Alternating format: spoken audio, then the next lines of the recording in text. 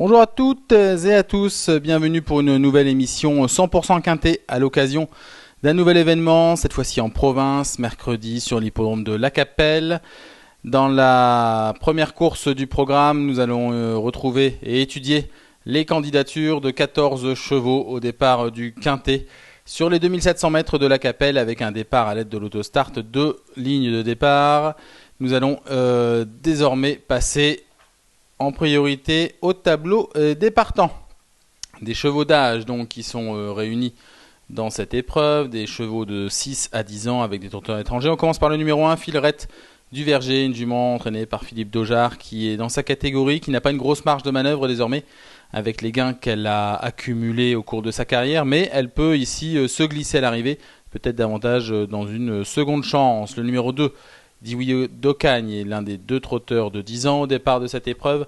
Dewey Docagne, c'est tout ou rien. Au printemps, il avait été excellent en s'imposant notamment dans un excellent chrono sur les pompes de Vincennes. C'est un rouleau compresseur, le numéro 2 sera un avantage. Il peut faire effacer ses dernières tentatives. D'ailleurs, la dernière était plutôt encourageante. En tout cas, la dernière qu'il a pu faire en entier. Il est parti au galop malheureusement samedi à Vincennes, mais la précédente à Enghien, on le reverra un petit peu plus tard, a été très bonne. Troisième concurrent de cette épreuve, le 3 First in Love, qui a connu des problèmes de santé, des problèmes de jambes au cours de sa carrière, qui n'a pas encore pu réaliser tout ce qu'il aurait dû faire. Dernièrement, c'était plutôt en progrès à Laval. Dès lors, nous l'avons retenu, nous en parlerons un petit peu plus tard. Le numéro 4, Heart of Gold. Heart of Gold qui fait une grande rentrée, qui n'a pas été revue depuis février. Il va sans doute falloir attendre quelques courses avant de le retenir. C'est dommage, car en valeur pure, il aurait eu ici une toute première chance. Le numéro 5, Ekeruelo, spécialiste de l'hippodrome de La Capelle. Il ne connaît pas vraiment la défaite sur ce type de tracé. Anti-RH, le cheval a couru à 3 reprises et a à chaque fois fait l'arrivée. Ekeruelo revient du trop monté, ça peut être bénéfique le concernant. En tout cas, il détient ici une chance intéressante. Le numéro 6, Falcao de Chenu, a rassuré un petit peu son entourage en dernier lieu en faisant que la ligne droite. C'était à Waregem, c'était pas tout à fait les mêmes catégories. Ici, avec le numéro 6 au départ, ce sera pas forcément évident avec des plus jeunes. Nous ne l'avons pas retenu. C'est un outsider uniquement, comme le numéro 7, Forban, l'élève de Jean-François Senet, qui vient de correctement se comporter à Laval. C'est un cheval qui se contente désormais des petites places. Il est dans sa catégorie, mais vraiment pas de marge de manœuvre. Avec ce numéro en dehors, ça va pas être évident. Même chose pour le numéro 8, Fayette, qui a encore hérité du numéro 8. Christophe Petremont n'est vraiment pas verni avec les tirages au sort de ses élèves. Fayette a pourtant prouvé sa forme récente, 3e à Vincennes. Mais avec son numéro 8, fin juillet, elle n'avait pas pu se montrer à son avantage après avoir fourni des efforts ici. Il va falloir vraiment que ça se passe bien, d'autant que c'est une jument qui doit courir à l'économie. On passe à la deuxième ligne derrière l'autostart, le numéro 9. Fakir de Gèvres n'a pas la moindre marge de manœuvre à ce niveau de compétition. Il est préférable de le voir au niveau des réclamés. Et dès lors ici, malgré un numéro 9, sa tâche paraît assez compliquée. Le numéro 10, Benjamin, pourrait être à suivre. En tout cas, c'est un cheval qui avait montré un petit peu de qualité. C'est un 6 ans. Il reste néanmoins sur 3 courses moyennes.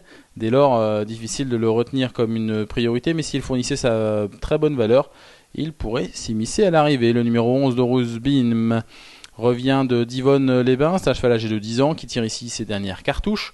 Le cheval est en forme, mais pareil, il n'a pas de marge de manœuvre en deuxième ligne. Il y a sans doute meilleur à retenir dans cette épreuve. Le numéro 12, Brillant Ferme, vient de voir sa série de régularité un petit peu s'interrompre sur les pommes d'Anguin. Il a connu des problèmes d'allure et a fini par prendre le galop. On table sur le fait qu'il puisse se racheter à ce niveau de compétition, et Brillant Ferme fera partie de notre sélection que nous allons étudier un petit peu plus tard. Le numéro 13, King Cole, est le favori. C'est un trotteur suédois qui est arrivé au printemps en France, un trotteur de 6 ans qui a fait ses preuves, qui a déjà gagné à 2 reprises depuis le début de l'année. Il sera ici l'incontournable cheval de cette épreuve malgré sa position en seconde ligne. Il vient de s'imposer à Cagnes-sur-Mer. Et enfin, on termine avec un cheval de classe mais qui a connu de très nombreux ennuis de santé, qui n'a qu'une course dans les jambes depuis un peu plus de 2 ans. C'est l'Overboy, qui ici aura fort à faire après une seule course de rentrée. Il sera intéressant de le regarder courir, mais il va tout de même manquer énormément de compétition. Allez, passons à notre choix de 5 chevaux au départ de ce quintet.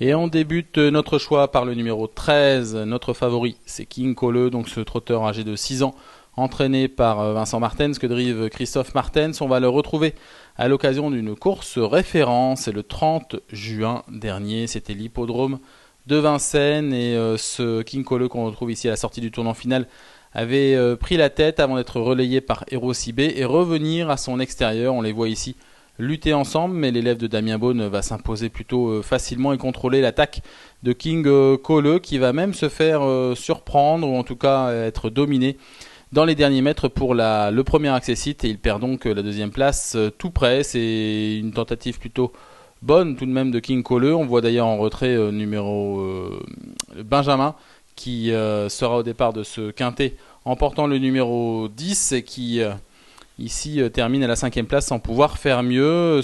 Pour revenir au numéro 13 King Cole, c'est un cheval qui a fait ses preuves et qui n'a peut-être pas encore tout montré sur l'hippodrome de Vincennes et dans la capitale. Il est en retard de gain. Il est certes en seconde ligne derrière l'autostart, mais il a largement les moyens de venir sur les autres ou bien d'aller en tête.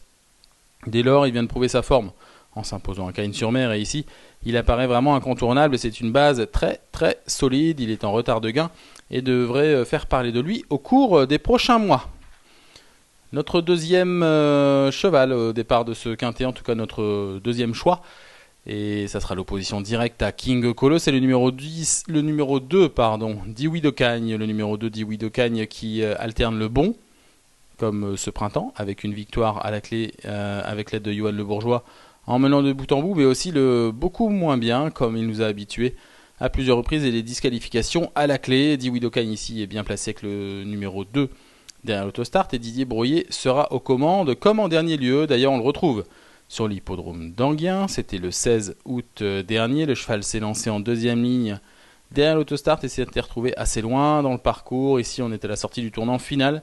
Et Didier Brouillet vient de le décaler en dehors pour évoluer en pleine piste et le faire finir. Il va grignoter un petit peu de terrain dans la phase finale, tout en dehors, sans pouvoir réellement menacer les premiers pour les places. Mais en tout cas, sa fin de course était annonciatrice d'un retour en bonne forme et en tout cas il effaçait les disqualifications. Malheureusement samedi, il s'est montré fautif en partant à la volte et Didier Brouillet a décidé de le remettre sur l'hippodrome de la Capelle où il a déjà gagné en 2020. Maintenant, il a également été disqualifié à plusieurs reprises. Mais ce Dioui de Cagne, à 10 ans, il a toujours l'envie, il a toujours le potentiel pour remporter une épreuve de cet acabit. Dès lors, il faudra s'en méfier et ne pas le retenir et prendre un gros risque avec le numéro 2. En troisième position, nous avions placé le numéro 3, First in Love, qui court de façon un petit peu rapprochée. On l'a vu vendredi sur l'hippodrome de Laval, lors de sa plus récente tentative. Le cheval, qui a connu des problèmes de santé, semble revenir à un très bon niveau.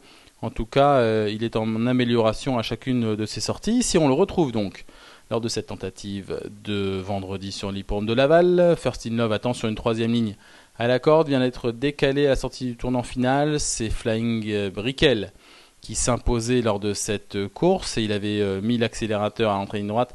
Il ne sera pas rejoint. First in Love ne peut accrocher les premiers, en tout cas les deux suivants, Flying Brickell, mais il se comporte tout de même assez courageusement jusqu'au bout et conserve la 4e place. On voit un tout petit peu plus loin Forban prendre la 6e sans pouvoir se montrer menaçant et revenir sur First in Love. Ce First in Love sera déféré des postérieurs cette fois-ci, alors qu'il était ferré sur l'hippodrome de Laval. C'est un cheval qui a un petit peu de qualité, à l'aise sur les profils plats, et ici il peut s'immiscer à l'arrivée, d'autant que le numéro 3 est plutôt favorable et l'opposition n'est pas forcément extrêmement relevée. En 4e position, nous avons placé le numéro 12, Brillant Ferme qui doit effacer un petit peu sa dernière sortie, qui n'était pas forcément très très brillante, malgré son nom. Le cheval s'est montré fautif dans l'avant-dernier tournant, il a perdu la cadence, certes il n'a pas été très heureux, il a dû être décalé par son partenaire, mais il avait déjà des petits soucis d'allure. Pourtant précédemment, il avait été particulièrement efficace et performant au cours du printemps dans la capitale comme en province, notamment à main droite. Et ici on table sur le fait qu'il puisse se racheter pleinement, en tout cas s'il se montre sage d'un bout à l'autre. Brillant Ferme a les moyens de terminer parmi les 5 premiers. Terminons notre sélection de 5 chevaux avec le numéro 5 justement, Ekeruelo, un cheval qui a évolué sous la selle lors de sa plus récente tentative. Nous allons ici retrouver une petite statistique le concernant. Ekeruelo a évolué à 3 reprises sur l'hippodrome de La Capelle et n'a jamais terminé plus loin que 3e, notamment il s'est imposé lors d'une tentative. Aussi l'aptitude à la piste est importante, le cheval a les moyens d'aller de l'avant, c'est un cheval qui a besoin de personne, il pourrait d'ailleurs faire un mano à mano avec Dioui d'Ocagne et il avait éprouvé sa forme cet été. C'est pas un lauréat en puissance car King Cole lui est supérieur, mais ce Ekeruelo peut se glisser à l'arrivée.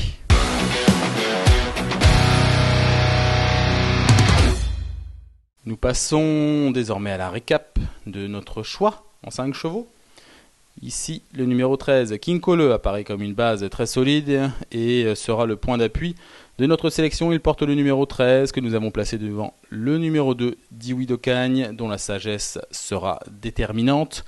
Ensuite, en 3e position, le 3, First in Love, qui revient bien. En 4e position, Brillant Ferme, qui porte le numéro 12, certes en 2e ligne, et qui doit se racheter par rapport à sa plus récente tentative d'Anguien. Mais il a les moyens de se glisser à l'arrivée, comme le numéro 5, Ekeruelo, dont le passage sous la selle n'a sans doute pas été bénéfique, en tout cas dans sa performance, mais il a ici les moyens également de se racheter pleinement. Nous allons également évoquer la réunion de l'hippodrome de La Capelle ce mercredi et vous choisir un petit chocolat pour cette réunion. Il sera au départ de la 5e course, il porte le numéro 9, donc le 509 Falcon Jet qui vient d'évoluer sur l'hippodrome de Vincennes, une piste qui lui réussit pas forcément, en tout cas la grande piste ne le favorise pas, il connaît toujours des coups de pompe dans la montée, donc vient donc de décevoir un petit peu, mais le cheval avait prouvé auparavant à La Capelle, notamment lors d'une victoire, qu'il était très performant dans ce style d'épreuve. Ici, ils sont très peu nombreux. Il découvre un engagement idéal au plafond des gains. Il rend certes la distance, mais c'est un cheval qui aime venir sur les autres. Si Pierre-Yves Verva peut le lancer au bon moment, Falcon Jet devrait fournir le lauréat de la 5e épreuve. Merci à tous de nous avoir suivis sur ce nouvel événement 100% quinté à l'occasion de l'événement donc de ce mercredi sur l'hippodrome de La Capelle. Bonjour à tous et à bientôt. Merci à vous d'avoir suivi cette vidéo. Alors pour vous abonner à notre chaîne YouTube, c'est ici. Et pour suivre encore plus de vidéos Paris Turf, c'est de ce côté.